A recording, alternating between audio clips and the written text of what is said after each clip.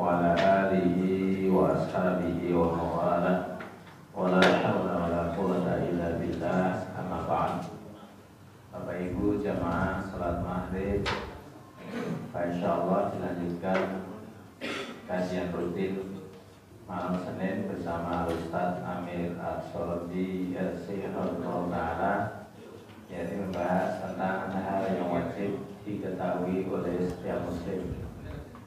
Untuk itu marilah kita bersama-sama luruskan niat kita. Semoga nanti benar-benar kita mendapatkan ilmu yang bermanfaat dan kita bisa mengamalkan dalam kehidupan sehari-hari. Dan mohon kepada umat yang ada di atas untuk menempatkan TV yang di depan karena dilepas. Pada beliau Al-Ustaz Amir As-Soroji Al-Sihhullah Ta'ala, waktu dan tempat kami haturkan secukupnya.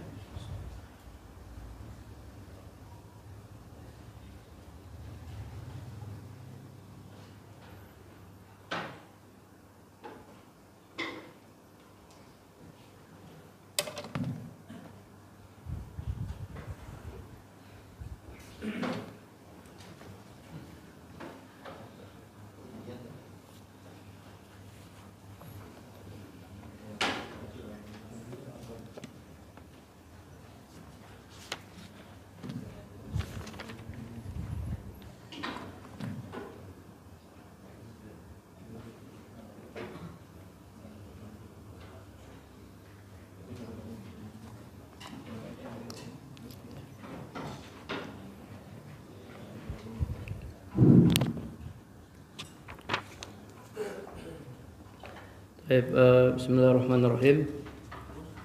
Assalamualaikum warahmatullahi wabarakatuh. Innal hamdalillah nahmaduhu wa nasta'inuhu wa nastaghfiruh wa na'udzu billahi min shururi anfusina wa min sayyiati a'malina. May yahdihillahu fala mudhillalah wa may yudlil fala hadiyalah, wa ashhadu an la ilaha illallah wahdahu la syarikalah, wa ashhadu anna Muhammadan abduhu wa rasuluh sallallahu alaihi wasallam. Amma ba'du, para jamaah yang dirahmati Allah Subhanahu wa taala, alhamdulillah kita bertemu kembali dalam kajian kitab Al-Wajibat. Kita masih membahas nawaqidul Islam, pembatal Islam. Pembatal Islam yang kelima. Ya, penulis rahimallahu taala berkata, al-khamisu man abghaba syai'an mimma jaa bihi Ar-Rasulu sallallahu alaihi wasallam walau amila bihi kafara. Yang kelima, barang siapa membenci sesuatu yang dibawa oleh Rasul sallallahu alaihi wasallam, walaupun dia mengamalkannya, kafara, maka dia kafir. Perhatikan perkataan penulis, barang siapa membenci. Membenci ini termasuk perkara i'tiqad. Artinya benci itu ada di hati.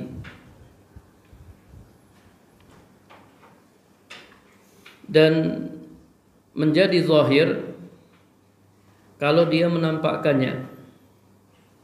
Artinya selama dia tidak menampakkannya, maka kebenciannya itu tidak menjadi zahir. Jadi tatkala dia tidak menzahirkan atau tidak menampakkan kebenciannya, maka dia belum kafir secara zahir. karena dia belum menampakkan kekufuran. walaupun secara batin dia sudah kafir. Secara batin dia sudah kafir. Artinya secara zahir dia dihukumi muslim, walaupun pada hakikatnya dia bukan muslim. Sama seperti orang-orang munafik yang secara zahir mereka dihukumi muslim dan diperlakukan sebagai kaum muslimin.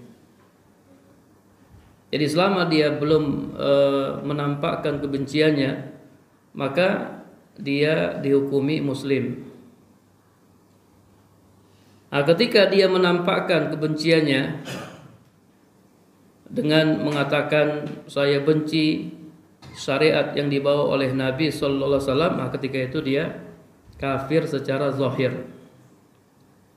Kafir secara zahir. Ya, karena sudah kita jelaskan sebelumnya bahwasanya nawaqidul Islam di sini maksudnya pembatal-pembatal Islam yang zahirah, yang nampak, bukan pembatal-pembatal Islam yang batinah. Kita bisa menghukumi seseorang itu kafir kalau dia sudah menampakkan kekufuran dengan mengatakan kekufuran atau dia melakukan kekufuran. Selama dia menyembunyikan kekufuran dalam batinnya, maka kita tidak bisa mengkafirkannya. Kita tidak bisa mengkafirkannya. Taib, kemudian yang dimaksud dengan benci di sini, ya para jamaah yang dirahmati Allah Subhanahu wa taala, adalah benci ajaran Nabi sallallahu alaihi wasallam. Bukan benci orang yang melakukannya. Bukan benci orang yang melakukan ajaran Nabi, tapi dia membenci ajaran Nabi sallallahu alaihi wasallam. Maka dia dihukumi kafir.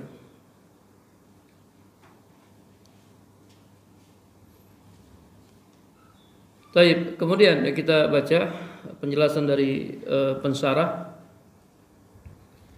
Wa hadzal naqidu aidan min anwa'in nifaqil i'tiqadi allati sahibuha min ahli darkil asfali minan nar. Pembatal ini juga, pembatal yang kelima, termasuk salah satu macam nifaq i'tiqadi yang pelakunya termasuk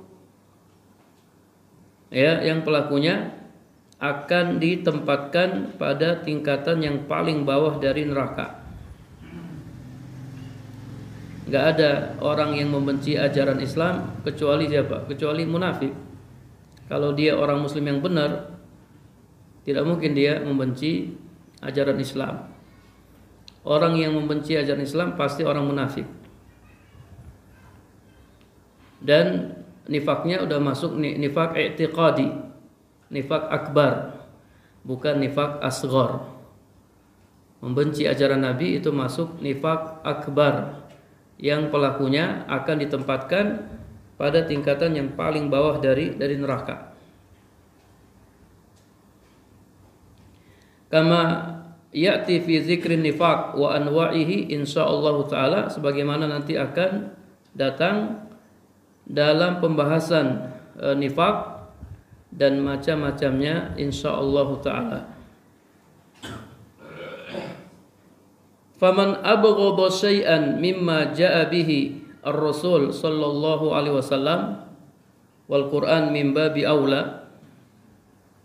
Barang siapa yang membenci sesuatu yang dibawa oleh Rasul sallallahu alaihi wasallam, terutama Al-Qur'an, dia membenci Al-Qur'an. Kaman yubghidu al-amra bil ma'ruf wan nahyi 'anil munkar, seperti orang yang membenci amar ma'ruf nahi munkar. Dia enggak suka dengan amar ma'ruf nahi munkar. Sedikit-sedikit disuruh berbuat baik, sedikit-sedikit dilarang berbuat kemungkaran. Au yubghidu ahlahu li ajlihi la li syai'in akhar, atau dia membenci orang-orang yang melakukan amar ma'ruf nahi munkar karena amar ma'ruf nahi munkar yang dia lakukan, bukan karena sesuatu yang lain. Jadi dia membenci orangnya karena orangnya melakukan amar ma'ruf nahi mungkar. Ini juga masuk di dalamnya. Au ghairu dzalika mimma jaa fil kitabi was sunnah, atau dia membenci ya selainnya dari apa yang terdapat dalam Al-Qur'an dan Sunnah, fa huwa kafirun, maka dia kafir.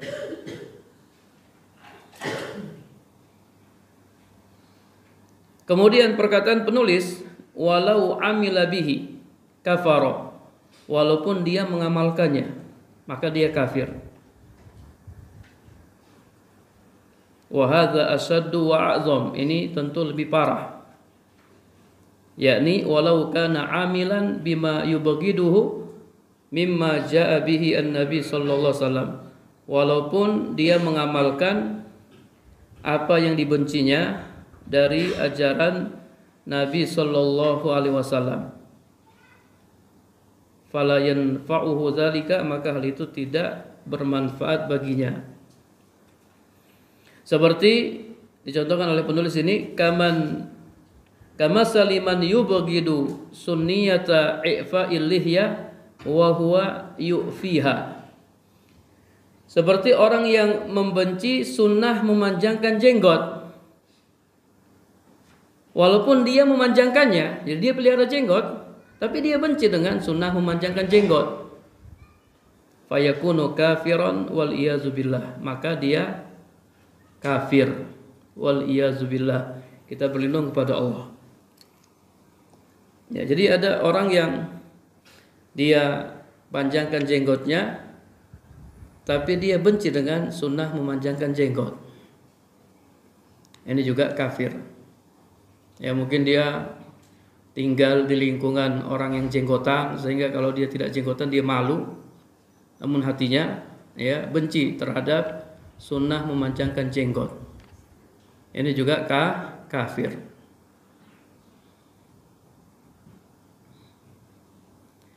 Li'annal bughda wa nahwahu syai'un kaminun fil qalbi, karena kebencian dan yang semisalnya itu adalah sesuatu yang tersembunyi dalam hati, enggak ada yang tahu.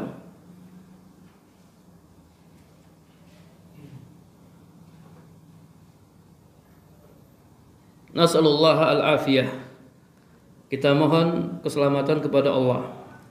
La hilata fihi, ya, tidak ada alasan atau tidak ada dalih padanya. Sebagian ulama ada yang mencontohkan seperti orang yang memakai jilbab namun dia membenci syariat memakai jilbab. Ini juga termasuk di dalamnya. Atau orang yang membenci poligami walaupun dia dipoligami, walaupun dia dimadu. Iya, walaupun dia melakukannya, dia jadi istri kedua atau istri ketiga atau istri keempat, atau dia jadi yang pertama, kemudian ada yang kedua, dia melakukannya, dia mengamalkannya, namun dia membencinya. Ini juga masuk di dalamnya, kafir. Ya, bisa kafir.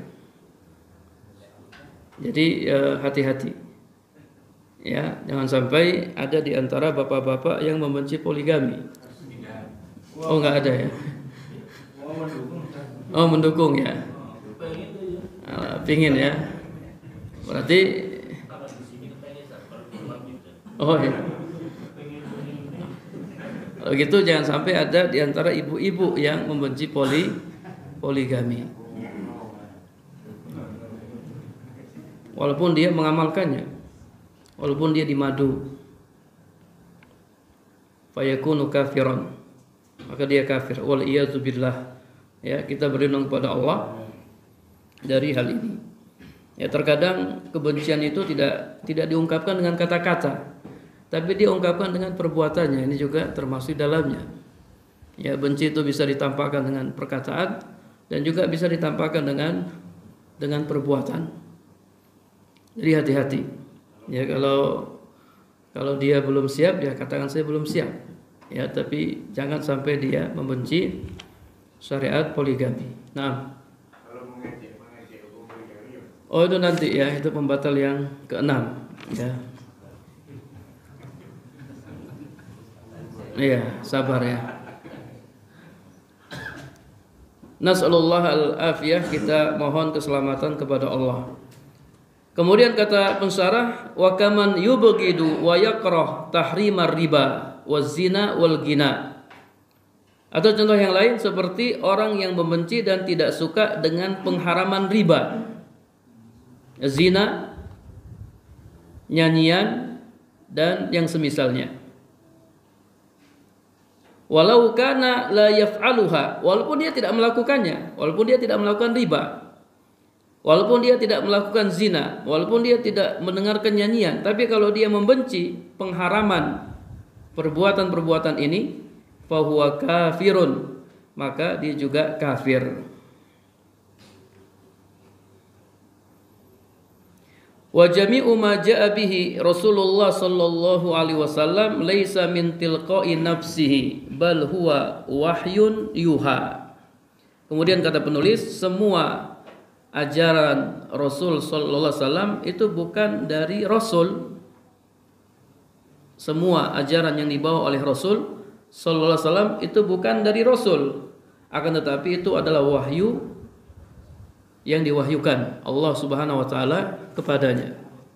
Jadi kalau kita membenci ajaran Rasul, itu berarti kita membenci ajaran Allah Subhanahu wa taala. Allah Subhanahu wa taala berfirman dalam surat Muhammad ayat 8 sampai 9. Walladzina kafaru fata'san lahum wa adalla a'malahum. Orang-orang kafir, maka kecelakaanlah bagi mereka dan Allah menghapus amal-amal mereka. Kenapa Allah hapus amal-amal mereka? Dzalika bi annahum karihu ma anzalallah. Yang demikian itu karena mereka benci dengan apa yang Allah turunkan. Mereka benci dengan Al-Qur'an. Mereka benci dengan ajaran yang dibawa oleh Rasul sallallahu alaihi wasallam. Fa ahbata a'malahum, maka Allah menghapus amalan-amalan mereka. Ini diantara dalilnya ya. Orang yang membenci apa yang Allah turunkan kafir. Orang yang membenci apa yang dibawa oleh Rasul sallallahu alaihi wasallam kafir, dan Allah akan hapus amal-amalnya.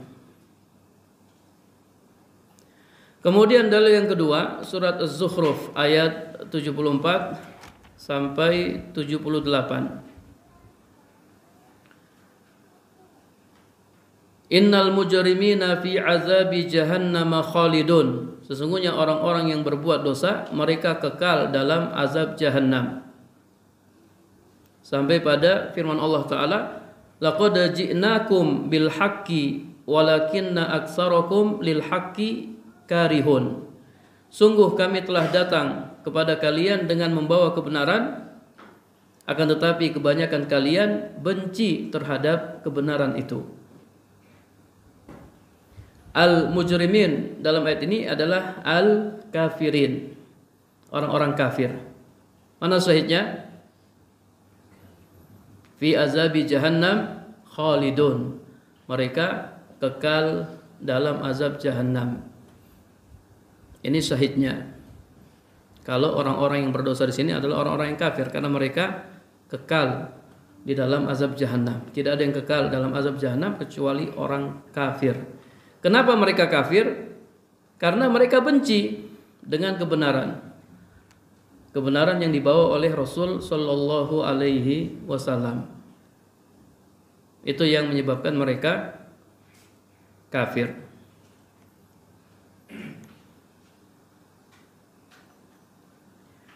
Walakin la yalzamu mimma taqaddama anna man irtakaba ma'siyatan au kabiratan yakunu mubghidan lima jaa bihi ar-rasul sallallahu alaihi wasallam. Akan tetapi ya, ini tidak melazimkan bahwasanya orang yang melakukan kemaksiatan atau melakukan dosa besar berarti dia membenci apa yang dibawa oleh Rasul sallallahu alaihi wasallam. Jadi tidak mesti orang yang berbuat dosa, berbuat maksiat berarti dia benci dengan ajaran Rasul, tidak mesti. Fayastahiqqu hadzal hukma, sehingga dia berhak mendapatkan hukum ini, hukum kafir. Fahaza ilzamun batilun, ini merupakan kelaziman yang batil. Falaisa kullu man fa'ala manhiyan anhu aw taraka ma'muran bihi yakunu mubghidan. Oleh karenanya tidak setiap orang yang melakukan suatu larangan atau meninggalkan suatu perintah dianggap telah membencinya. Itu tidak. Orang yang misalnya tidak pelihara jenggot, apakah berarti dia pasti membenci jenggot? Belum tentu. Ya. Orang yang belum poligami, apakah itu berarti dia membenci poligami? Belum tentu. Ya, banyak faktor ya. Demikian pula ummahat misalnya yang belum siap di madu, ya, apakah berarti dia membenci poligami? Belum tentu. Jadi orang yang melakukan suatu larangan atau meninggalkan suatu perintah belum tentu dia membenci hal itu. Bal qad yakunu an jahlin au tasahulin au ghururin au ghalabati syahwatin au kasalin au subhatin au nahwi dzalik. Akan tetapi bisa jadi dia melakukannya karena jahil, mungkin karena dia belum tahu hukumnya, atau tasahul, atau dia menganggap enteng, menganggap remeh, au gurur, atau dia tertipu oleh godaan syaitan, au ghalabati syahwah, atau dia dikuasai oleh syahwat, au kasal, atau dia malas, au subhah, atau karena ada subhat, au nahwi dzalik, dan yang semisalnya. Ya, kalau mungkin banyak perempuan yang belum mau poligami karena belum siap misalnya, bukan karena dia benci dengan syariat poligami. Jadi ini poin penting ya para jamaah yang dirahmati Allah Subhanahu wa taala. Kemudian kata pensarah, faqad yakunu inda murtakibil kabirati minal iman wal i'tiraf wal inkisar wal khauf wal raja li rahmatillah. Bisa jadi orang yang melakukan dosa besar ada padanya keimanan, wal i'tiraf ya pengakuan, wal inkisar ya merasa bersalah, wal khauf ya takut, wal raja li rahmatillah berharap rahmat Allah, wa tama fi magfiratihi sangat menginginkan ampunan Allah, ma laisa inda tarikiha, di mana hal ini tidak ada pada orang yang meninggalkannya, mimman qad ya'tarihi ujubun wa iqtirarun bi amalihi wa wusuq bi sa'yihi wasdira' li ghairihi, yang tertimpa ujub, tertipu dengan amalnya, terlalu percaya dengan usahanya dan merendahkan orang lain, wala haula wala quwata illa billah, tidak ada daya dan kekuatan kecuali dengan pertolongan Allah. Nah, terkadang orang yang melakukan dosa besar ya para jamaah, dia punya iman, dia merasa bersalah, dia takut kepada Allah, dia berharap rahmat Allah, kemudian dia ingin ampunan Allah. Di mana ini perkara-perkara yang luar biasa, di mana hal ini tidak ada pada orang yang meninggalkan dosa. Justru yang ada padanya apa? Ujub. Kemudian tertipu dengan amalnya. Ini juga hati-hati ya. Terkadang orang yang meninggalkan dosa atau mungkin melakukan perintah, melakukan amalan, justru dia jatuh dalam dosa yang lain. Tadi dosa ujub, kemudian juga tertipu dengan amalnya. Ya, dia terlalu percaya dengan usahanya, kemudian merendahkan orang lain. Sementara yang melakukan dosa besar tadi, masya Allah, dia takut kepada Allah, dia berharap rahmat Allah, kemudian juga dia merasa bersalah dan seterusnya. Makanya terkadang orang yang baru berbuat dosa dengan orang yang tidak berbuat dosa, terkadang orang yang berbuat dosa ini dia bisa mengungguli orang yang tidak berbuat dosa. Tadi dengan amalan hati tadi, khauf, takut, kemudian berharap kepada rahmat Allah, merasa bersalah dan seterusnya. Sementara orang yang tidak berbuat dosa, dia tertimpa ujub. Ya. Kemudian tertipu dengan amalnya. Merendahkan orang lain, merasa dia lebih baik daripada orang lain. Ya, hati-hati para jamaah yang dirahmati Allah Subhanahu wa taala. Kemudian kata penulis, wala yuhmalu hadzal kalam ala tahawuni bil ma'asi. Namun hal ini tidak berarti meremehkan perbuatan maksiat. Bal yajibu al-hadzaru minha, bahkan wajib berhati-hati terhadap maksiat.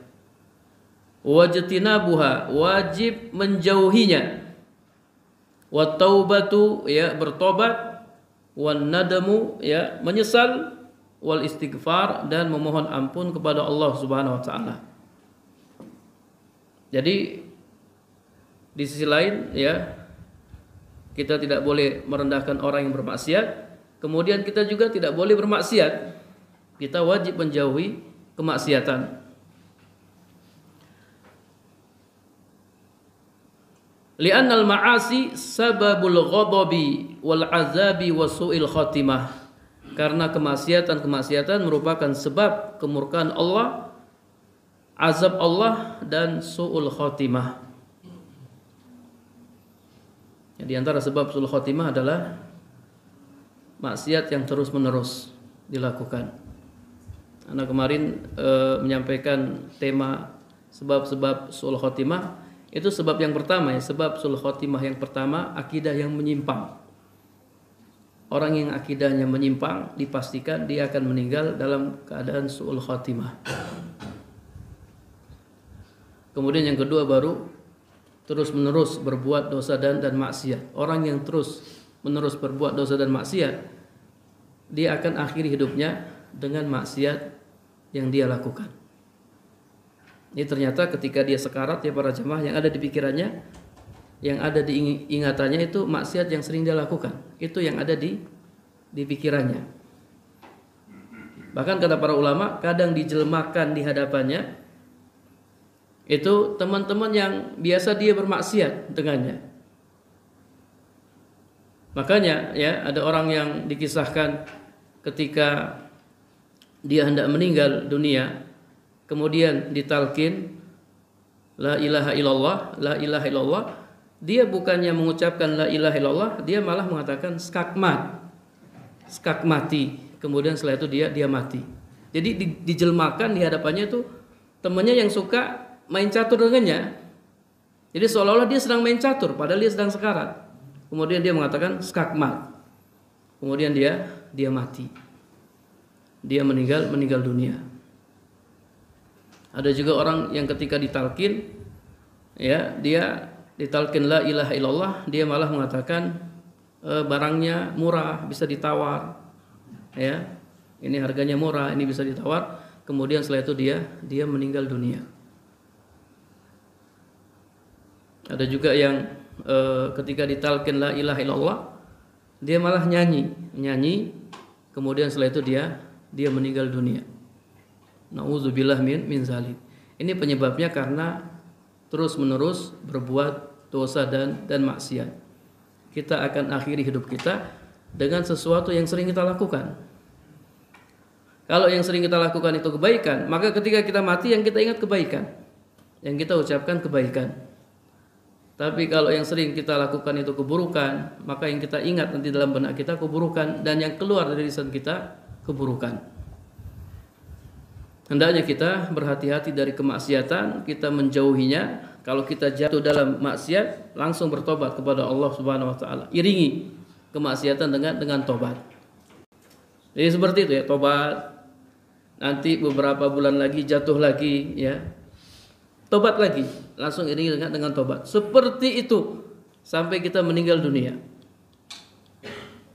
Karena itulah kehidupan kita. Gak ada orang yang masya Allah dia taat terus ya, gak pernah jatuh dalam maksiat. Gak ada. Kadang sesekali dia jatuh dalam maksiat. Namun orang yang beriman itu ketika dia jatuh dalam maksiat, dia langsung iringi dengan tobat. Jadi gak lama, dia langsung menyesalinya. Ada perasaan menyesal yang mendalam. Tidak berlama-lama. Nanti ya beberapa bulan kemudian dia jatuh lagi dalam maksiat, langsung dia iringi dengan tobat. Seperti itu sampai kita bertemu Allah Subhanahu wa taala. Kemudian kata penulis, kama annahu yajibu ala man hadahu Allahu wa manna alaihi bi fadlihi wa ihsanihi ay yahmadallaha ta'ala wa yashkurahu. Sebagaimana wajib bagi orang yang Allah beri hidayah kepadanya, Allah anugerahkan kepadanya karunia dan ihsannya untuk memuji Allah dan bersyukur kepadanya. Kalau kita meninggalkan maksiat, kita tidak melakukan maksiat ya, saudara kita jatuh dalam maksiat, apa yang harus kita lakukan? Alhamdulillah. Puji Allah Subhanahu. Alhamdulillah saya tidak jatuh dalam maksiat tersebut. Bersyukur kepada Allah, saya tidak jatuh dalam maksiat tersebut. Wa yas'aluhu al-afiyah, dan meminta keselamatan kepada Allah Subhanahu wa taala. Wa husnul khatimah, dan husnul khatimah.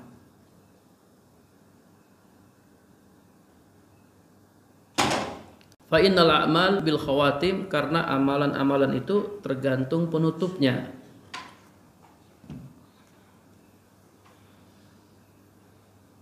Amalan-amalan itu tergantung penutupnya ya, para jamaah yang dirahmati Allah Subhanahu wa taala. Dulu ada orang yang kerjanya suka azan ya, suka azan.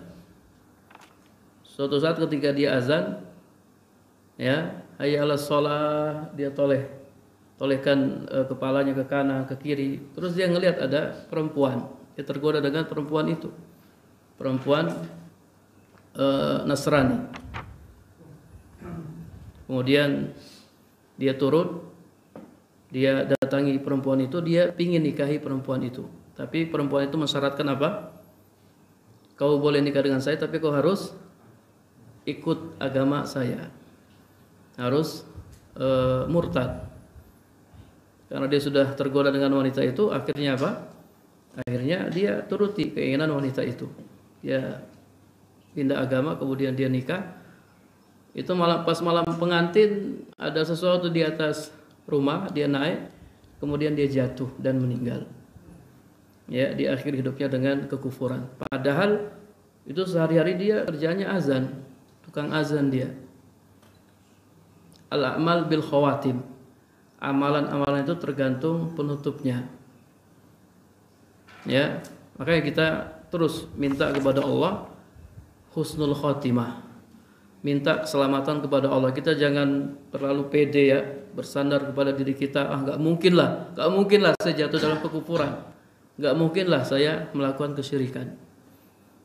Ya, kita bersandar kepada Allah dan terus berdoa kepada Allah Subhanahu wa taala. Wala yatasammat bi ikhwanihi. Jangan dia merasa senang dengan kesalahan yang dilakukan oleh saudara-saudaranya. Fayu'afiyahumullahu wa yabtaliyahu.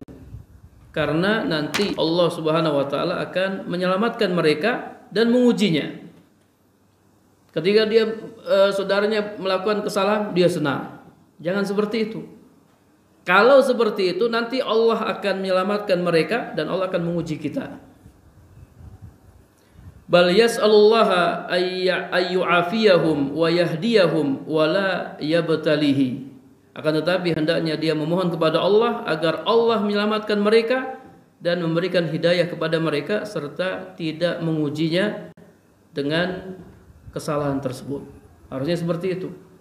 Ya, antum lihat ada saudara antum jatuh dalam kesalahan, ya antum doakan mudah-mudahan Allah selamatkan dia, mudah-mudahan Allah kasih hidayah ya kepadanya dan Allah tidak menguji saya dengan kesalahan yang dia lakukan. Harusnya seperti itu, bukan malah senang ya, merasa senang dengan kesalahan orang lain. Kalau kita bisa berbuat ketaatan, ya kita puji Allah, alhamdulillah. Ini semua dari Allah. Kita bisa selamat dari maksiat, alhamdulillah. Ya, itu karena Allah Subhanahu wa taala. Seperti itu para jamaah yang dirahmati Allah Subhanahu wa taala. Summa innahu la yakhfa anna mu'taqada ahli sunnati wal jamaah annal 'asi wa murtakibal kabirah la yukaffar. Kemudian ya sebagaimana tidak samar bahwa akidah ahlu sunnah wal jamaah meyakini bahwa orang yang bermaksiat dan pelaku dosa besar la yukaffar, tidak dikafirkan.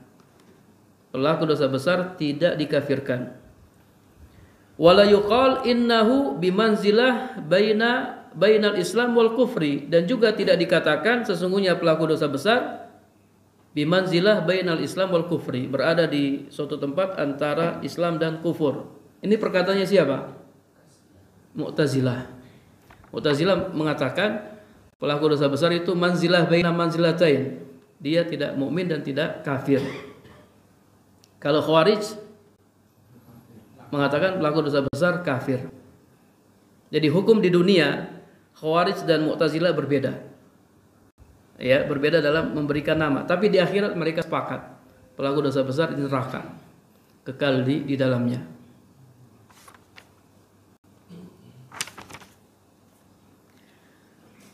Wa nahwu dzalika mimma aqwali ahlul bid'ah, dan yang lainnya dari perkataan-perkataan ahlul bid'ah. Bal yaqulun huwa mu'minun bi imanihi fasikun bi kabiratihi. Akan tetapi Ahlus Sunnah wal Jamaah mengatakan pelaku dosa besar itu beriman dengan imannya dan fasik dengan dosa besarnya. Jadi dia beriman dengan keimanannya dan dia fasik dengan dosa besarnya. Atau dengan ungkapan yang lain, mu'minun naqisul iman. Pelaku dosa besar itu orang mukmin yang kurang imannya. Orang mukmin yang kurang imannya. Mu'minun naqisul iman. Kama fil aqidah al-wasitiyah wa nahwiha, sebagaimana dijelaskan dalam aqidah al-wasitiyah dan kitab yang lain. Bal al-ukhuwah al-imaniyah sabitatun ma'al ma'asi. Bahkan ukhuwah imaniyah ya, persaudaraan seiman itu tetap ada walaupun ada kemaksiatan-kemaksiatan. Walaupun saudara-saudara kita melakukan kemaksiatan, mereka tetap apa? Saudara kita. Gimana ayatnya para jemaah? Ada yang tahu ayatnya? Allah panggil orang-orang yang melakukan dosa besar dengan sebutan hai orang-orang yang beriman.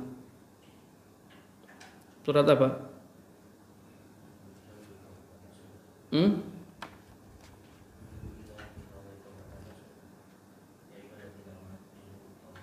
Ya, itu diantaranya ya. Ya ayyuhallazina amanu tubu ilallah taubatan nasuha. Wahai orang-orang yang beriman, bertobatlah kepada Allah dengan tobat yang nasuha. Itu orang yang melakukan dosa besar. Suruh bertobat dengan tobat yang nasuha. Allah masih memanggil mereka dengan sebutan iman. Wahai orang-orang yang beriman. Ada lagi yang tentang perang? Ayat tentang orang-orang mukmin yang berperang. Gimana bunyinya? Fa aslihu baina akhwaikum. Damaikanlah di antara saudara kalian. Atau unsur akhoka zaliman au mazluman, tolonglah saudaramu yang zalim dan yang terzolimi. Ya, yang zalim itu yang menzolimi orang lain, dan yang terzolimi ya yang dizolimi. Dua-duanya ditolong. Dan disebutkan dengan akhoka, saudaramu. Tolonglah saudaramu yang menzolimi dan yang terzolimi, dan seterusnya. Jadi banyak ayat-ayat atau hadis-hadis yang menyebutkan Allah Subhanahu wa taala masih memanggil orang yang melakukan dosa besar dengan sebutan orang-orang yang beriman. Kemudian kata pensyarah, wa sahibul ma'asi in mata ala tauhid wa lam yatub min dzunubihi fa huwa tahtal masyiah. Pelaku maksiat jika dia meninggal di atas tauhid dan dia belum bertobat dari dosa-dosanya, maka dia di bawah kehendak Allah. Ingat ya, ini belum bertobat. Ada orang berbuat zina, kemudian dia belum bertobat dari dosa zina, kemudian dia meninggal. Maka dia tahta masyiatillah. Dia di bawah kehendak Allah. Insyaallahu azabahu bi'adlihi ala qadri dzunubihi. Jika Allah menghendaki, Allah akan menyiksanya bi'adlihi, dengan keadilannya, atau sebagai bentuk keadilan Allah, ala qadri dzunubi, sesuai kadar dosa-dosanya. Wa insya'a afa anhu wa lam yu'adzibuhu. Dan jika Allah menghendaki, maka Allah akan memaafkannya dan tidak mengazabnya. Jadi pelaku dosa besar ya tahta masyiatillah. Mereka tidak kafir. Mereka tidak kekal di neraka. Tahta masyiatillah. Bisa jadi Allah azab dia sebagai bentuk keadilan Allah. Bisa jadi Allah ampuni dia, itu sebagai rahmat Allah Subhanahu wa taala. Walakinna ma'alahu sawa uzziba aw lam yu'azzab ilal jannati. Akan tetapi tempat kembalinya sama, yakni di surga, baik diazab atau tidak diazab. Pelaku dosa besar, kalau Allah ampuni, ya dia masuk surga. Kalau Allah tidak ampuni, Allah siksa dia, akhirnya juga dia akan masuk surga. Karena Allah menyiksanya sesuai kadar dosanya. Wala yukhalladu finnar muwahhidun albattah. Orang yang bertauhid tidak akan dikekalkan di neraka sama sekali. Orang yang bertauhid tidak akan kekal di neraka sama sekali. Dia akan keluar dari neraka. Wal maksud anna man abghadha syai'an mimma jaa bihi Rasul sallallahu alaihi wasallam fa innahu kafirun walau kana amilan bima abghadahu. Ya, maksudnya barang siapa membenci sesuatu yang dibawa oleh Rasul sallallahu alaihi wasallam, maka dia kafir walaupun dia mengamalkan apa yang dibencinya. Kemudian kata penulis, ya ini yang penting ya para jemaah, ini paragraf yang terakhir, kata penulis, fahazan nakidu mukhawwifun jiddan. Pembatal ini sangat menakutkan sekali. Fayajibu alal muslim an-nasih li nafsihi al-hadzaru minhu. Maka wajib bagi seorang muslim yang sadar untuk berhati-hati darinya. Wa ayyufattisha nafsahu madama ala qaidil hayah. Hendaknya ia memeriksa dirinya sepanjang hidupnya, jangan-jangan pembatal ini ada padanya. Jangan-jangan ada ajaran Nabi yang kita benci, yang kita tidak sukai. Ya apa saja, entah itu puasa. Ada sebagian orang ketika datang bulan Ramadan dia tidak suka. Wah, puasa lagi, puasa lagi. Hati-hati. Yufattish nafsahu, hendaknya kita periksa diri kita. Ya, jangan-jangan selama ini ada ajaran Rasul yang kita benci. Ya, ya ibu-ibu, ya para ummahat, ini harus jadi perhatian. Jangan-jangan ada ajaran Rasul yang selama ini dibenci oleh para ummahat, para ibu-ibu. Ya, dan ada kelompoknya. Bahaya kalau ada kelompoknya. Ya, sadar jangan ini apa namanya? Tanbih dari penulis semuanya ya. Kita periksa diri kita. Ya, jangan sampai ada ajaran Rasul yang kita benci. Qabla ayyatiyahu al-ajal. Sebelum ajal mendatanginya. Sebelum kita meninggal dunia. Jadi kalau seandainya ada ajaran Rasul yang kita benci, ya segera kita bertobat darinya. Sebelum kita meninggal dunia. Fala yanfa'uhu hina izin an-nadamu. Karena ketika ajal sudah datang, penyesalan tidak bermanfaat. Fanas'alullaha lana walil muslimin as-salamah. Kita mohon kepada Allah untuk kita dan kaum muslimin keselamatan. Ya, jadi sekali lagi ya para jamaah, pembatal ini sangat menakutkan sekali. Jangan sampai ada pada diri kita kebencian terhadap sebagian dari ajaran Rasul sallallahu alaihi wasallam. Dah azan belum? Nah, ya kita dengarkan azan. Dah selesai ya.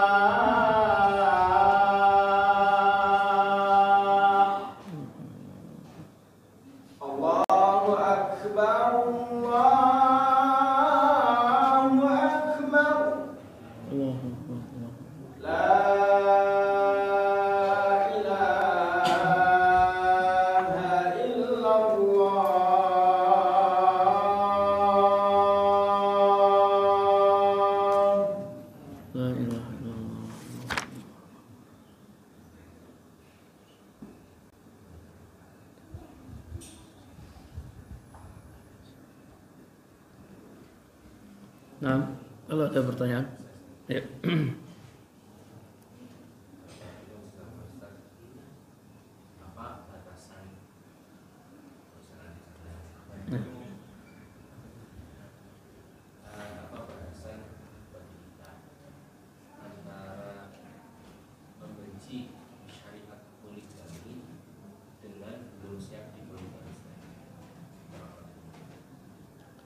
Taib, apa batasan membenci syariat poligami dan belum siap di poligami? Ya, tadi sudah Anda jelaskan di awal bahwasanya benci itu ada di mana? Ada di hati. Dan itu bisa dia tampakkan dengan lisannya. Ya, atau dengan perbuatannya. Memang selama dia tidak tampakkan ya kita tidak tahu.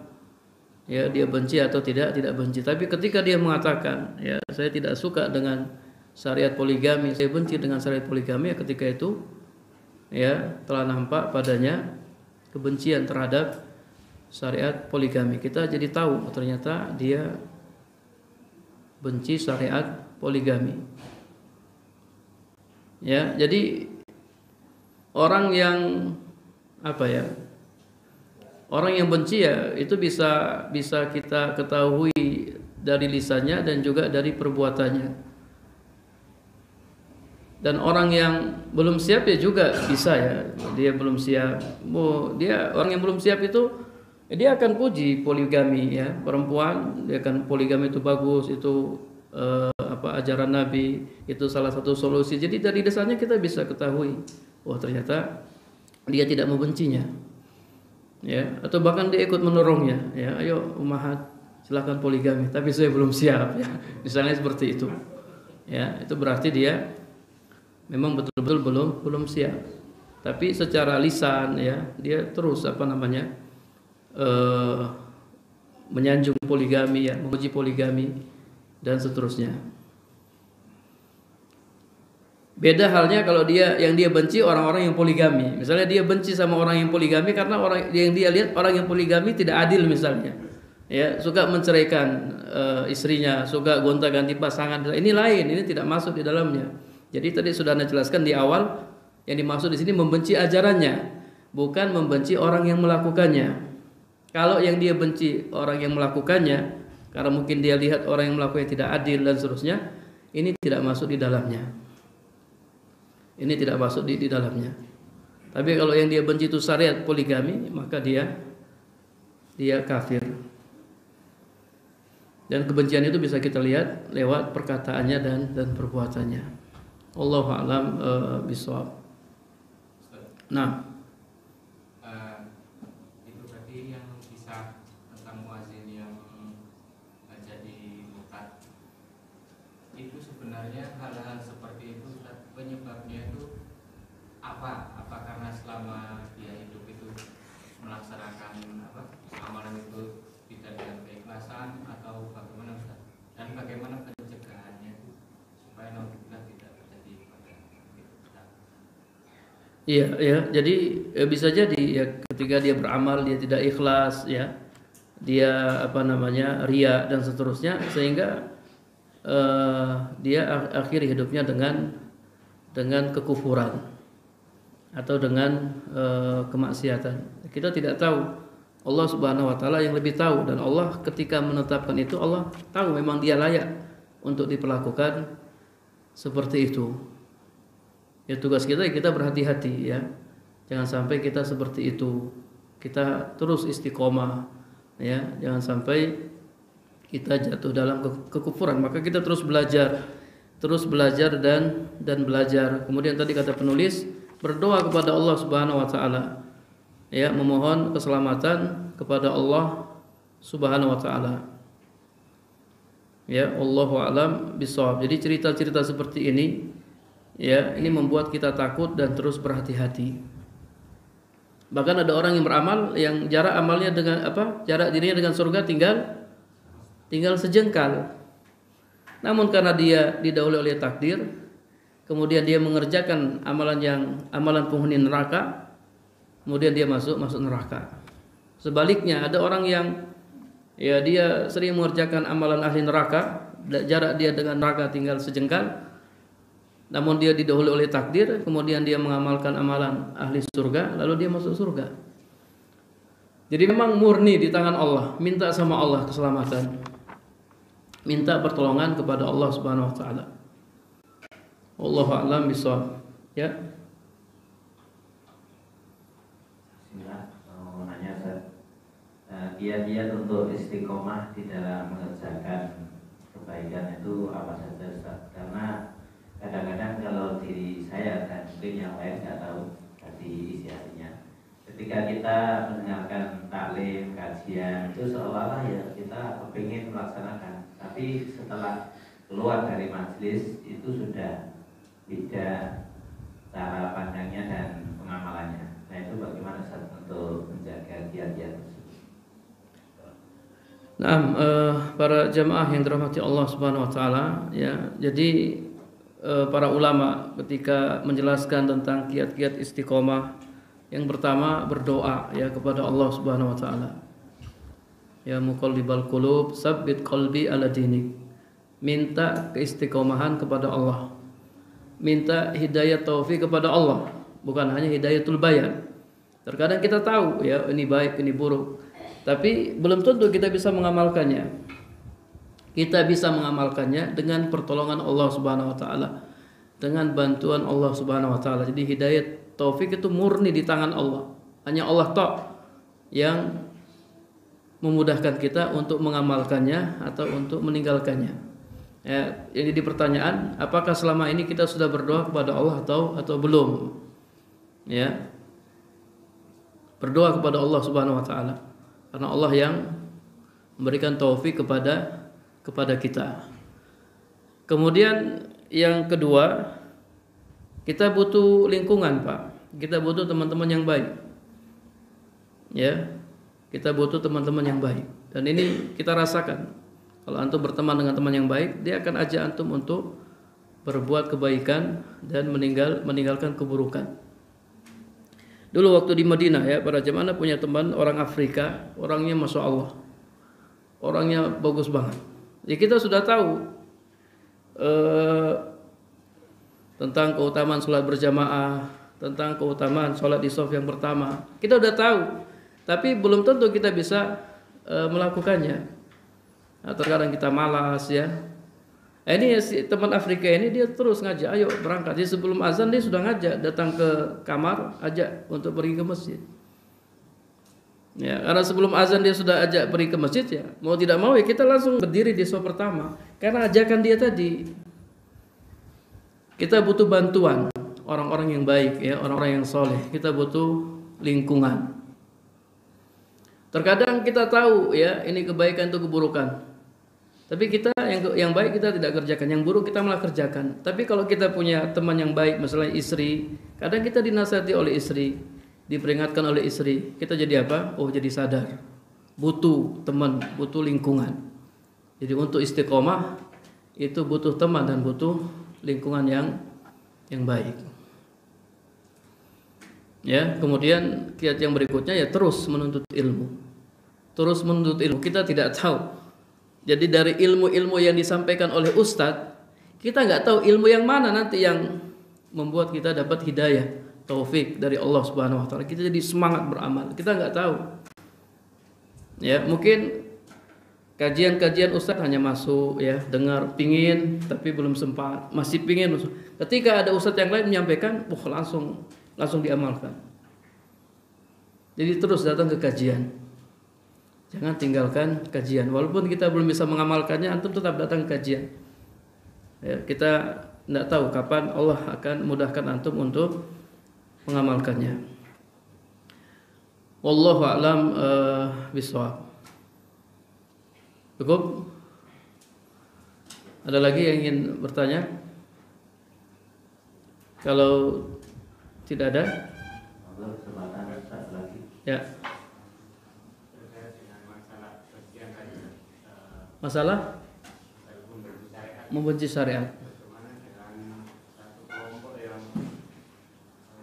mereka selalu menghalangi sunnah ini? Satu kelompok yang selalu menghalang-halangi dakwah sunnah. Hah? Oh, bubarkan kajian. Nah. Iya, itu termasuk sunatullah yang kita hadapi dengan kesabaran. Ya, kita hadapi dengan kesabaran. Kemarin Ana sampaikan sirah sahabat ya, Khabbab ibnul Ard. Jadi Khabbab setelah dia masuk Islam, dia mendapatkan banyak siksaan. Siksaan-siksaan yang masya Allah, karena dia statusnya budak milik Ummu Anmar. Ummu Anmar ini musyrik, wanita musyrik. Ketika dia tahu budaknya masuk Islam, maka Ummu Anmar dibawa saudara-saudaranya dan beberapa orang pemuda. Kemudian mereka memukuli Khabbab ibnul Ard. Ketika sudah panas ya, siang bolong, Khabbab dibawa keluar. Kemudian dicopot bajunya, dipakaikan baju besi, kemudian dijemur, ya, diterik matahari, sampai Khabbab kelelahan. Ketika Khabbab sudah kepayahan, kata mereka, kafirlah kepada agama Muhammad. Puji sesembahan kami, puji Lata dan Uzza. Namun Khabbab nggak mau. Nah, besoknya mereka datang lagi, mereka siksa Khabbab dengan siksaan yang berat. Jadi Khabbab ini seorang pandai besi. Besi-besi yang ada di tokonya mereka rubah jadi rantai yang panjang, kemudian mereka panaskan tuh rantai. Ketika rantai itu sudah menyala, ya, mereka lilitkan rantai itu di tubuh Khabbab sampai Khabbab sudah nggak kuat. Kemudian Khabbab datangi Nabi Sallallahu Alaihi Wasallam. Ya, kata Khabbab, kami mengadu kepada Nabi Sallallahu Alaihi Wasallam. Ketika itu Nabi sedang berbaring di Ka'bah. Beliau menggunakan pakaiannya sebagai bantal. Kami adukan, ya Rasulullah, kenapa engkau tidak berdoa kepada Allah untuk kami? Kenapa engkau tidak memohon pertolongan kepada Allah untuk kami? Kemudian Nabi menyampaikan, orang-orang sebelum kalian, ya, mereka disiksa lebih berat dari kalian. Ada di antara mereka yang karena keimanannya dia ditanam di tanah, kemudian diletakkan gergaji di kepalanya, kemudian dia digergaji terbelah dua. Ada di antara mereka yang diletakkan sisir besi di kepalanya, kemudian dia disisir pakai sisir besi hingga terkelupas kulit kepalanya, hingga sisir itu mengenai tulang kepalanya. Namun mereka tetap teguh dengan agamanya. Jadi hendaknya kalian bersabar. Jadi Nabi terus mengingatkan sahabat-sahabatnya untuk bersabar, ya, bersabar. Cuman bedanya ya, kalau dulu yang nyakitin, yang halangi dakwah itu orang musyrik. Kalau sekarang yang halangi dakwah orang Islam, ya. Ya, saudara-saudara kita juga, ya. Kita husnuzon, ya, mereka mungkin karena jahil, ya, karena tidak tahu.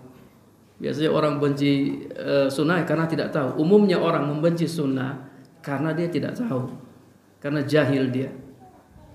Apalagi dia seorang muslim. Orang muslim pasti mencintai sunnah, tapi terkadang dia membenci sunnah karena jahil, karena kebodohan dia.